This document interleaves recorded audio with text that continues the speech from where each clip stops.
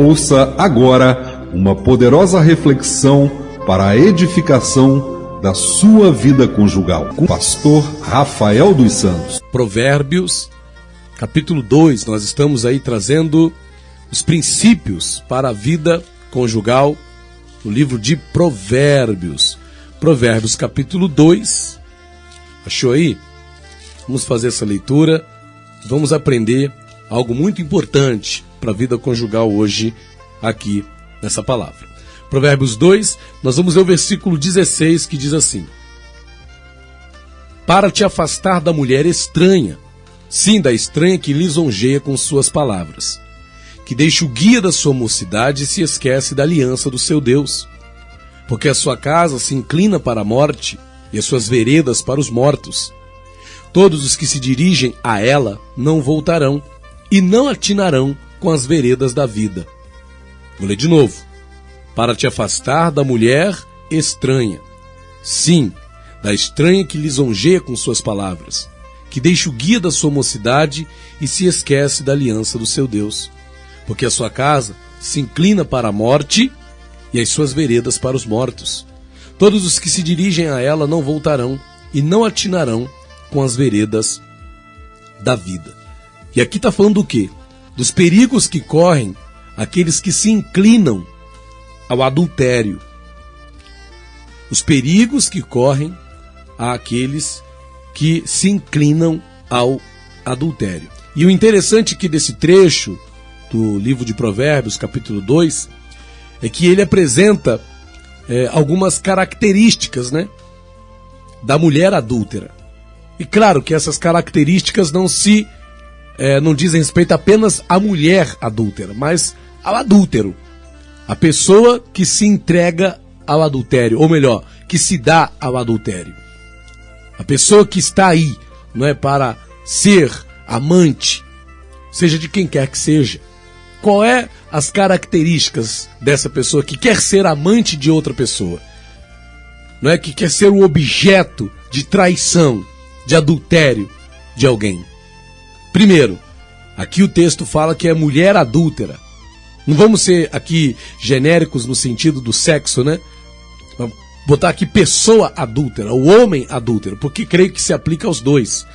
Não tem aqui distinção de sexo, não é? Mas mulher adúltera, ou estranha, ou estrangeira, ou alheia. Primeira característica, é uma pessoa que não pertence, não é? Que pertence a outra pessoa, ou que não é seu. Geralmente, a pessoa que se entrega ao adultério, ela não é a sua pessoa. Você não adultera com a tua esposa. Você adultera quando você se relaciona, quando alguém se relaciona com uma pessoa que não é sua, com uma mulher que não é a sua, com um homem que não é o seu. Então você está adulterando, não é? E o texto aqui fala claramente: mulher adúltera, estranha, estrangeira, alheia. E eu gostei dessa tradução que falou alheia, que apresenta mulher alheia, né? Porque literalmente está dizendo que não é seu. Quer ter relação sexual, quer ter prazer, tenha com aquele que é seu marido. Tenha com aquela que é sua esposa. Não vai procurar ter com o que não é seu. Não vai querer ter com outra pessoa que não seja aquele ou aquela com quem você casou o prazer que é para você ter com aquele ou aquela com quem você casou. Segunda característica da mulher adúltera, né? Ou do homem adúltero: lisonjeia com palavras, ou usa palavras amáveis.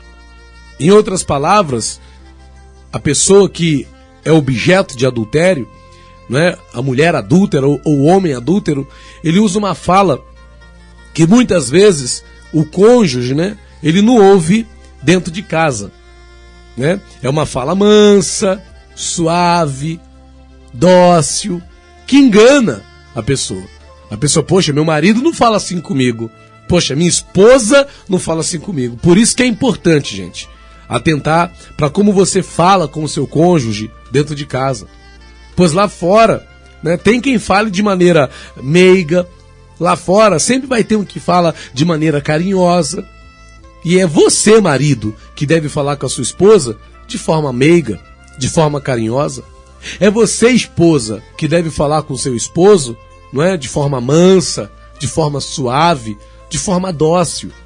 Às vezes os problemas nos casamentos de muitos casais começam na forma como um fala com o outro. Só que a característica da mulher adúltera, do homem adúltero, é exatamente o quê? Usa palavras amáveis, não é? Elogia, reconhece, valoriza coisas que muitas das vezes o cônjuge dentro de casa não valoriza. Não é justificativa para traição, não é justificativa para adultério, mas é como se você desse lugar para esse tipo de coisa.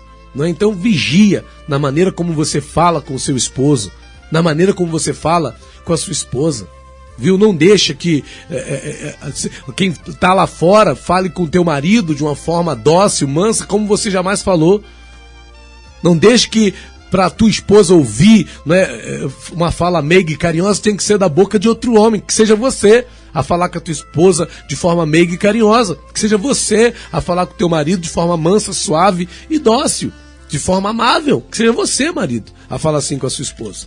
Terceira característica da mulher adúltera, né, do homem adúltero: abandona o companheiro da sua juventude, deixa o amigo da sua mocidade, abandonou o companheiro da sua juventude. Isso aqui são as formas como a gente lê em várias traduções, né? Eu peguei 3 traduções diferentes aqui. Em outras palavras, o que o texto está querendo dizer? A pessoa adúltera, ou que se entrega ao adultério, é uma pessoa machucada, você sabia?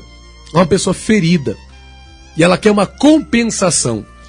E ela tenta compensar as feridas que ela provocou em alguém no passado, ou que alguém provocou nela, estragando outros relacionamentos, se entregando ao adultério.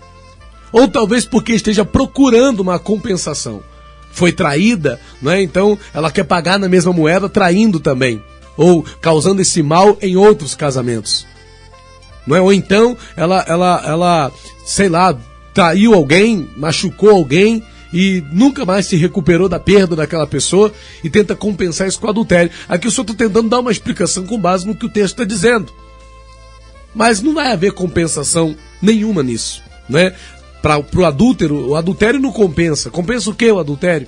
O adultério não vai compensar problemas que você possa ter tido em relacionamentos anteriores. O adultério não vai compensar a traição que você possa ter recebido. Ah, meu marido me traiu, eu vou trair ele também. Isso não vai compensar. Ah, minha esposa me traiu, eu vou trair ela também. Isso não vai compensar. Ah, mas quando eu tinha um namorado assim, na minha mocidade, eu namorei, o rapaz aprontou comigo, dali pra cá eu nunca mais, agora eu traio mesmo, minha adultério. Não, isso não vai compensar.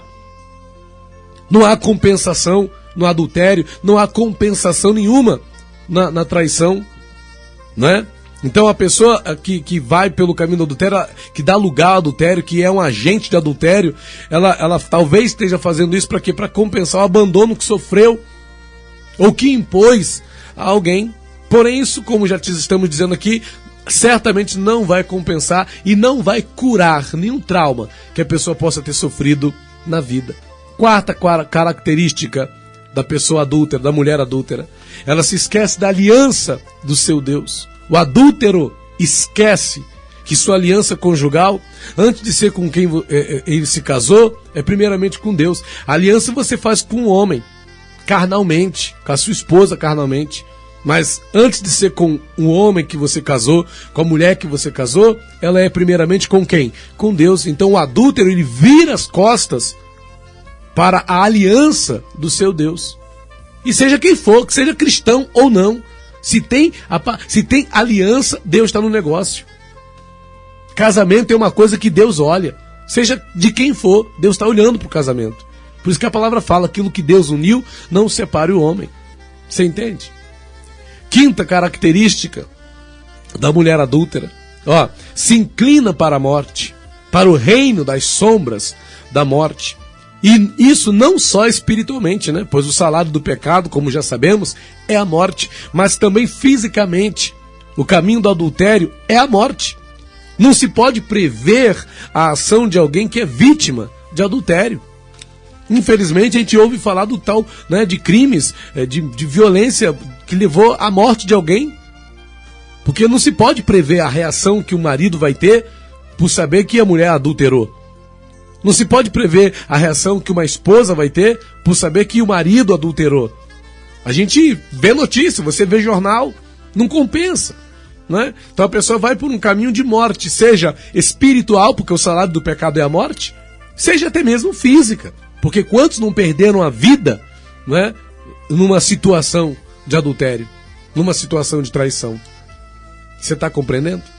Então, para a gente poder concluir aqui, em Provérbios 2,19 diz assim, olha, todos os que se dirigem a ela não voltarão e não atinarão com as veredas da vida. Isso aqui é a consequência para quem procura o adultério.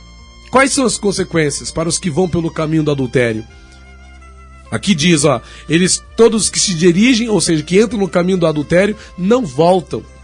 Eles não voltam a ser confiáveis, não voltam a ser como eram antes, ficam manchados o resto da vida.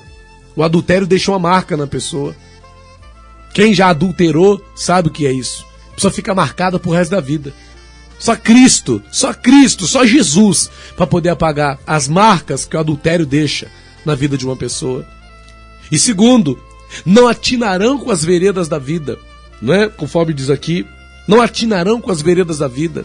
Em outras palavras, eu entendo, né? Não vai desfrutar dos benefícios da vida e especificamente da vida conjugal.